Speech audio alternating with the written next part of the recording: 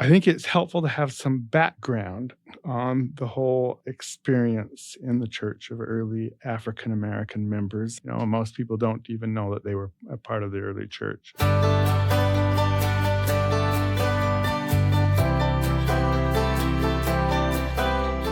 Welcome to the Saints Podcast. I'm Ben Godfrey. And I'm Shaylin Back. Thank you for joining us today as we discuss Chapter 5 of the Saints Volume 2, Bowed Down to the Grave. And today in the studio, we have with us Mark Staker. Mark is a master curator with the Historic Sites Division in the Church History Department. Welcome, Mark. Thank you. I appreciate being here. Mark, do you have any projects that you're currently working on that you'd want to tell us about?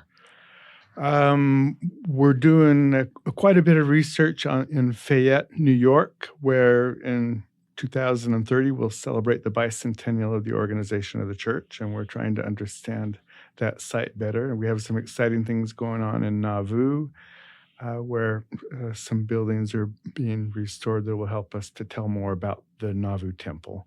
And I'm helping in very small ways with those, and I'm also helping pull together some research for some colleagues. Well, we appreciate you joining us, Mark. In today's episode, we're going to be talking, as Shaylin mentioned, about Chapter 5. And one of the things that's kind of complicated and why we're glad that you've joined us today in Chapter 5 is we learn about some African Americans who were with the Saints when they made the first trek west. And it's kind of a little bit confusing. It's something that you're a little more familiar with. Do you want to start in the beginning, so to speak, and tell us about what's going on with people of African descent? I appreciated, as I read that account, the highlight of several African American members of the church. Some of them, like Jane Manning James, are well known. Today has gotten a lot of attention, and others, like Oscar Crosby, are not heard of before. And so it's great that they get a little bit of attention. I think it's helpful to have some background on the whole experience in the church of early African American members and how we get to that point. Most people don't even know that they were a part of the early church. But the Book of Mormon starts out, Lehi is warning the people that they're going to be brought into bondage if they don't change their ways. And then the major theme of the book is bondage and getting freedom. There's another word used from time to time in the book as well, and that is slavery. Slavery is in the Book of Mormon. King Benjamin comes out and he says slavery is wicked. Right. Well, why is that important? Because people in America at the time were very attuned to slavery as an issue. And as they read through the Book of Mormon and see slavery is wicked, it was noticeable. So when you get Latter-day Saints gathering in Missouri, right, in 1831 and 1832, the Missourians, their neighbors, start saying, they are exciting our slaves. Well, what are they doing to excite the slaves? What are they doing to create problems? Well, if you read the Book of Mormon, it is hard to look past that slavery is wicked, and that these people coming in believe that slavery is wicked. So whether justified or not, the Missourians around the area attack members of the Church of Jesus Christ of Latter-day Saints and use slavery as an issue. I think in Saints Volume 1, we learned about the publication of the church newspaper, and it seems like there was an article that was published that had a sentiment that was sort of anti-slavery, and then it was redacted quickly because it just inflamed these people, their neighbors, to think, these Northerners are going to come down here and they're going to change our way of life. Yes, exactly. As W.W. Phelps, William Wine Phelps, who is a newspaper editor in Canandaigua, New York, just south of Palmyra and Manchester, where the Book of Mormon comes out, he is an abolitionist. So he is opposed to slavery. And when he joins the church and becomes the newspaper editor in Missouri, it's hard for him to not continue that same line of thinking. And so he does write an article addressing free blacks. Right. And so in his mind, he says, I'm not saying anything about slavery. And so he tries to step back as you look through what he writes later. He says, I don't say anything about slavery, but that's why you need to look at all this in the context of the Book of Mormon, because we typically ignore the Book of Mormon as part of this coming forth. If you read the Book of Mormon, it's clear that slavery is a part of all this discussion. So even though he's reaching out to free Blacks and inviting them to come and join the church, it's clear that slavery is an underlying issue there as well. Are they trying to join the church? I mean, I know that the people down there are afraid of that, but so what happens? Apparently there are some that join the church. We don't really know much about those earliest converts. The two that we know best, one, his friends call him Black Pete. We actually don't know his legal name. People have offered suggestions, but we just don't know what his legal name was. But Black Pete was very charismatic, and as George A. Smith, one of the first church historians, says that he became a prophet among them. And so what does that mean?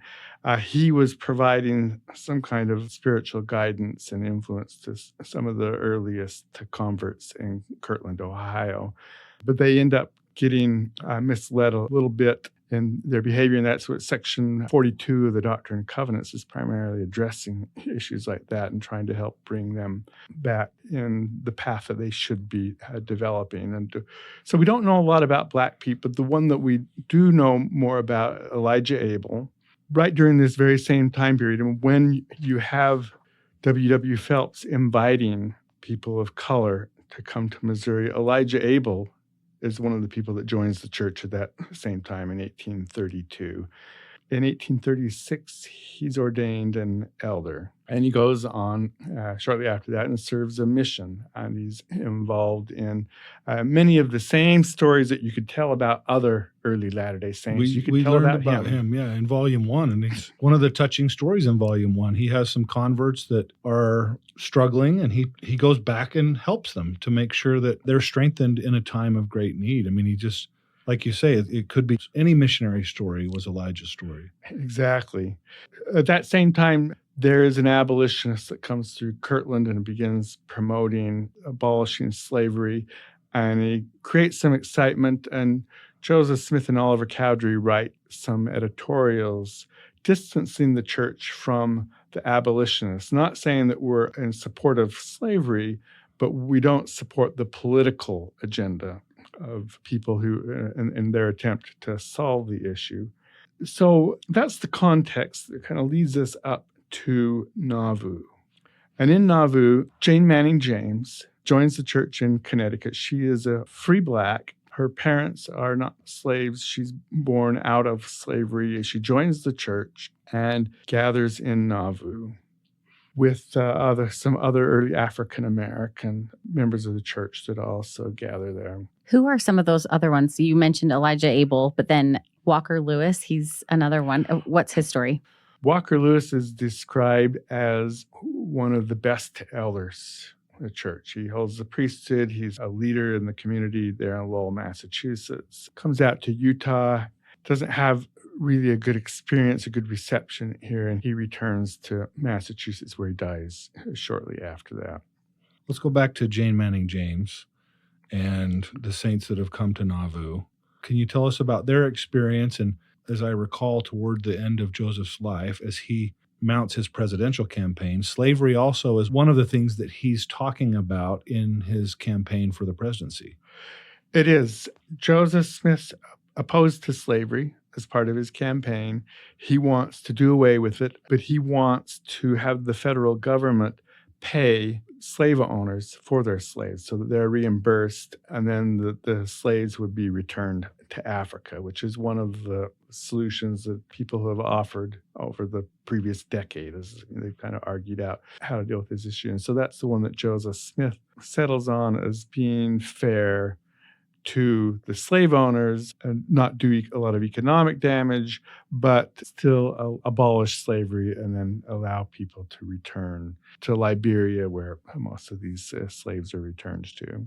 Let's listen to a little clip here from the book. It's kind of hard to listen to, honestly, but it explains sort of the attitudes that people had around the United States and elsewhere around this time when the saints are beginning to leave Nauvoo and make their way west. Like other groups of Christians at this time, however, many white saints wrongly viewed Black people as inferior believing that black skin was the result of God's curse on the biblical figures Cain and Ham.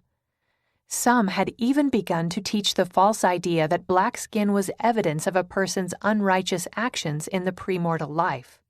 Brigham Young shared some of these views, but before leaving winter quarters, he had also told a mixed-race saint that all people were alike unto God. "Of one blood has God made all flesh," he had said. "We don't care about the color." This is really messy, Mark. I'm confused a little bit. Some of the saints seem to be rather accepting. Some of them seem to have these attitudes that are more common among just the general culture. Even Brigham tells this person of mixed race ancestry, we're all of one blood. Help us understand this a little bit. Well, it is messy. They didn't have a lot of revelation to guide them. They had the Book of Mormon.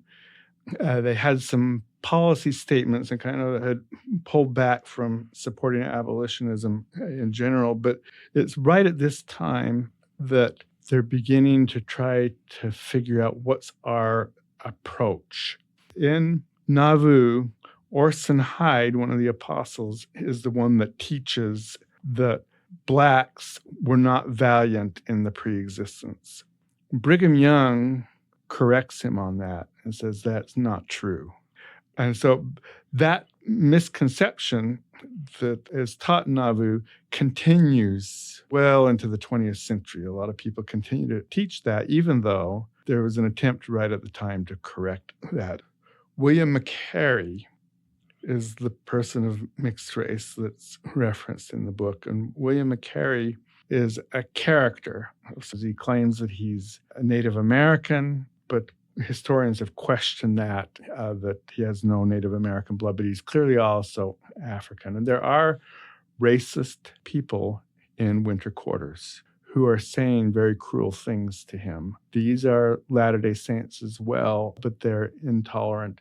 He goes to Brigham Young, and that's the quote that's featured in the book is Brigham Young's response. Brigham Young appears to be very accepting, and we don't know all of his background or his thoughts in this process as well, but it's right at this time, within 1849, leading up to 1852, that the priesthood ban develops. And some people have blamed William McCary for that, saying it's a response to him because he's quite a character and he ends up leading people away from the church. And some people commit immoralities and other things and then follow him off. And he's gone by the time spring of 1847, when they are selecting people to make that first company that heads to the Great Salt Lake Valley. 3 African Americans are selected as part of that group. Green Flake is the best known, but there's Oscar Crosby and Hark Lay go as well. So the families that they're with, the families are the ones that join the church, correct? And so they're traveling with the families who are going west? Well, no, their families are there at winter quarters, but there seems to be some self-selection. Green Flake particularly seems to want to be involved, and he's kind of at the front of everything. He drives Brigham Young's wagon for a while. The very last day, as they get up Immigration Canyon, he's part of the forefront, the group that's assigned to go down and make the road. And he's driving in the wagon with Orson Pratt. Presumably, he's driving the wagon, and if he is, he's the first person to actually come into the Great Salt Lake Valley as Green Flake, an African American. Wow. That's so neat. I had no idea. I didn't know that. Well, I'm deducing that from his position there. So we have no evidence. Nobody's ever suggested that, but that makes perfect sense that he would most likely be the first person to have come into the valley. We have seriously got to remake that film. We need to redo that video clip of the Saints entering the valley with Green Flake there with them. And have him as the front person. He comes in, as does Oscar Crosby. They make cabins for their families that are going to come out. They plant crops. They're preparing the way for others who will come. What about their status in the church? These 3 in particular, Green Flake, Hark Lay, and Oscar Crosby. Are they members of the church, or are they just there because of the families that they are enslaved to? Green Flake is a member. We know much more about him because he is a member. When his slave owner, James Flake, joined the church, he freed his slaves. Green could have gone his way then. He says, no, I believe too. He's baptized. He gathers with the family in Nauvoo, and they interact as though he's a slave. They direct him, tell him what to do, and so on. But he's okay with that kind of relationship. But he's also given independence, that he's allowed to go with that first company. He goes and prepares willingly for the family, plants the crops, and remains out here in Utah. He ends up dying in Idaho at the end of his life, but he stays out here in the West. He, as I mentioned earlier, a daughter of his slave owner asked to have him sent down to California as her slave. Brigham Young says he's not healthy, he's old, his family needs him, and refuses to let him go down. He appears to be very good friends with Brigham Young. Probably that relationship developed as they crossed the plains together, and he drove Young's wagon. But he works for Brigham Young here in Utah. He continues to have relationship with other prominent members of the church, and Brigham Young ultimately protects him. And shortly after that interaction, he appears in the census as a free Black. And so somehow Brigham Young may have played a role. Did Greenflake hold the priesthood? He did not. But Elijah Abel did. Elijah Abel, he was ordained an elder in Kirtland. He was ordained a 70 in Kirtland. Elijah then went on to serve several missions, even after he gathers to Utah. In 1853, he arrives in Utah. The priesthood ban is already public and in place, but he arrives as a 70. He goes and serves a mission after that, and continues to be a faithful member in Utah. And so he continues to hold the priesthood when the ban is in place. Take it away from him. Yeah, right. So he continues to hold the priesthood, but Greenflake's never ordained. Do we know how the ban began? Is there any place we can point to say, okay, it was during that meeting that this was put into policy? People have offered explanations as to how, and I don't know that we have enough evidence to really say. It appears that sometime around 1849 up to 1852, that there is either a rethinking of these issues or an implementation of earlier discussions. Some have argued that it begins with Joseph Smith. Most historians today lay it at the feet of Brigham Young, but Brigham Young, as far as I know, didn't do anything that he didn't see Joseph Smith do earlier. But he does say, when he forcefully implements the ban, he says, if nobody has said before, I say now. But some people have interpreted that as, oh, well, then he's the first one to say it. But I think that it may be that he's just reinforcing something and making it clear that I am in charge, I am the president of the church, and so I say now. Doesn't matter, the different things you've heard before. So this is tough. And we know that in the United States, slavery is an issue that's dividing the nation. And it's been difficult for church members, it sounds like, as well. So going back to Jane Manning James, did she say anything about the ban, or did her family say anything about the ban that we know from them? Okay. Yes. Jane Manning James, she crosses the plains with the saints. She bears a child. Like many other women crossing the plains, she has a child as she's crossing the plains from winter quarters to Salt Lake and comes to Utah. When she was in Nauvoo, Emma had apparently approached her, according to, to her recollection, because by the time she gets to Utah, she has more of a sense of what those earlier discussions were all about. She says Emma approached her and offered that she be adopted. At the time, she didn't know quite what that meant, that it was in a ritual context, and that the early endowments allowed her to be sealed as part of Joseph and Emma's family, so that she would have been forever part of their family. She remembers that in Utah, and she goes, now that she knows more about what temple work's all about, she goes and asks to receive her endowments in the temple, and she's denied. After presidency of the church changes, and she goes back again and asks again and is denied again. Eventually, she's allowed to be sealed to Joseph Smith as a servant. And so she accepts that because she wants to at least, have whatever is available to her as part of that ordinance. And so she is sealed to Joseph Smith as one of his servants. And it's not until much later that her temple work's done and she vicariously receives her endowments. These are amazing stories.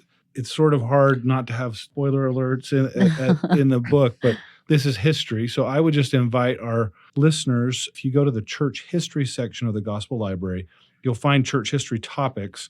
And in there, you will find topics for Jane Elizabeth Manning James, Elijah Abel, and slavery and abolition, all of which have nice essays that are written on these topics and in a bibliography that will lead you to additional sources where you can learn more about these particular topics. Mark, what do we know about life for these members of the church, Green Flake, and then Park Lay and Oscar Crosby? What was it like for them when they arrived in Salt Lake Valley? When they came to the Salt Lake Valley, we like to think of there being no trees anywhere and all just sagebrush. There were some trees in the valley. There was a lot of grass, apparently as high as the belly of horses. But there was sagebrush as well. But it was all pristine, if you will. And, there was no agricultural activities going here. And so they spent that first summer late summer, preparing the land, trying to clear it off, plow it, and get ready to plant so that they could start growing crops. And others were doing the same thing. Everybody that arrived that first year they took City Creek, and they redirected City Creek and started creating irrigation. From the very beginning, they started irrigating their land and planting crops. And individuals we've been talking about, Green Flake and Oscar Crosby and Park Lay, were part of those early efforts as well, digging trenches and helping to bring the water down and clearing out the grass or sagebrush and plowing fields. So this was an advanced company that we're talking about. And so some of these people were going to go back to winter quarters to get their families. And I liked what Heber Kimball said. He said, "I wish to God we had not got to return. It is a paradise to me. It's one of the most lovely places I ever beheld." So when you were saying we think of just a desert with sagebrush, it was so beautiful to him. And then it's neat to think of these three men that were preparing it too for the people that were going to be coming. I think that's neat. So do we know anything about when the families that were their slaveholders, when they arrived, what that was like?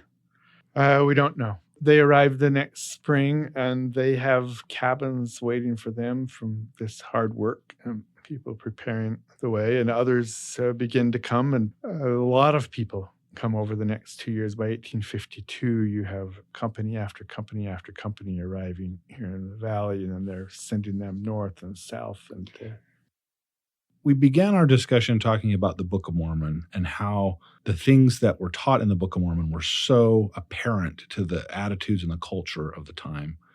It's hard for members today to think about the priesthood ban that we've talked about and how Elijah Abel could hold the priesthood, but then others weren't allowed to. It's confusing. Bring us up to date. Where are we at today as a church, and what do you see going forward? Great question. The Book of Mormon talks about all are alike unto God, black and white, bond and free, men and women.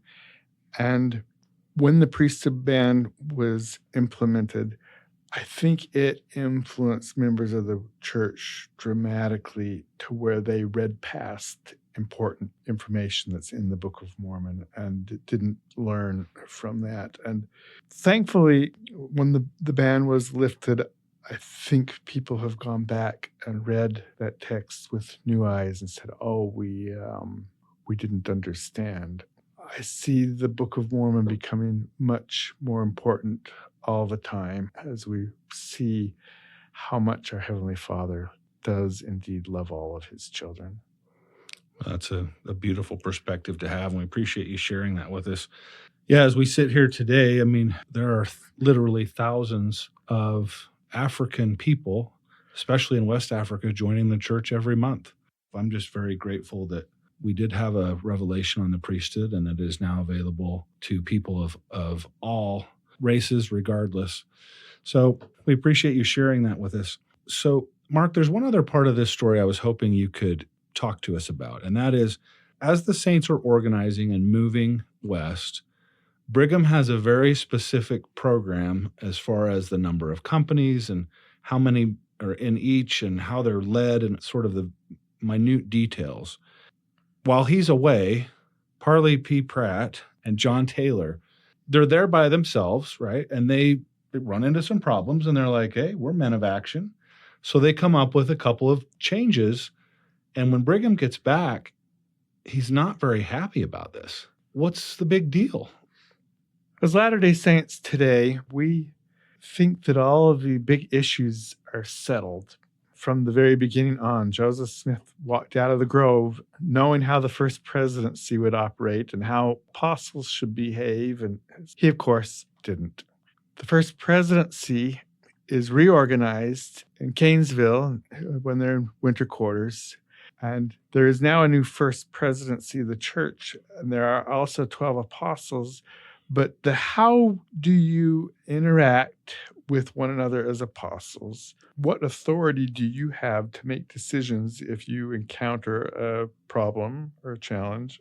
Those things are still, they're learning. So Parley P. Pratt, particularly, he's a man of action.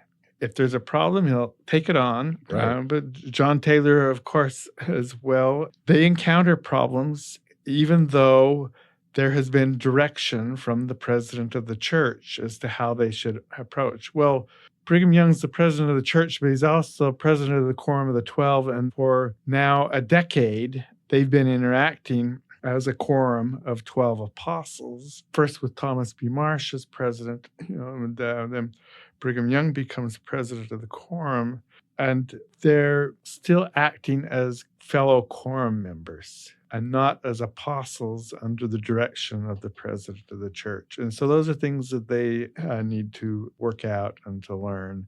And you almost feel a little sorry for Parley P. Pratt, don't you? Oh, He's I got this totally did. problem. Because it didn't seem like he was doing anything wrong. He's like, oh, this is a great idea. He's not doing anything. He's doing everything Right, right. yeah. He faces a problem, and as somebody with particular authority to solve those problems for the church, he does solve the problem and he goes forward, but he does so after there's been clear direction to solve it in a different way. Well, and just for clarification, the problem is it that some people aren't ready to go, some people are in poor health, and he takes kind of people out of order, or Yeah. Revelation, of course, is to move forward in specific companies, in a specific order. And because it's going to be hard to do that, and they're trying to solve these problems, it's easier for him to kind of change what they do to make it easier to accomplish what they need to, rather than to follow the revelation as it's specifically given. So it was a learning process. You know, in the Book of Mormon, when Captain Moroni sends the letter to Pahoran, and he's just cringe. and he's just like, you are terrible, and you're back there, and you're sending us no help, and I'm just ticked. And in reality, Pahoran's kind of in a really bad spot, right? Well, when Parley's kind of getting chewed out, I feel bad for him because he's just kind of trying his best. But I love this in the book. This is Brigham Young. He says, I forgive you, Brigham replied. And if I don't do right, he added, I want every man so to live in the sunshine of glory to correct me when I'm wrong. I feel bowed down to the grave with the burden of this great people. And that is just a great quote. I loved that. Brigham is speaking authentically because that's his approach throughout this whole thing. He expects a lot of things from everybody, but he expects a lot from himself as well. There's a great story about Erastus Snow, who is crossing the plains and given some responsibility for some cattle. And he fails miserably, and he doesn't quite follow through with things the way he's supposed to. And Brigham Young, in front of everybody, just dresses him down. He's very critical of Erastus. Erastus humbly accepts it and corrects his behavior. And shortly after that, he's called to be an apostle. And you can see Brigham Young had no animosity. He just is direct in his language and lets people know when they're falling short, but he also has a great deal of respect for those that he's challenging, including Parley P. Pratt. Well, Mark Staker, thank you so much for joining us today on the Saints podcast. We've appreciated our time with you. These are hard topics to understand. And we just appreciate you spending your valuable time with us to give us a little bit better understanding. Invite our listeners again. You can read more about the people we've talked about today and some of the topics in the church history topics section under church history in the Gospel Library. And we hope you'll join us again next week. We'll be discussing chapter 6, Seven Thunders Rolling. So we hope you join us next time. I'm Shaylin Back. And I'm Ben Godfrey. Thanks for listening.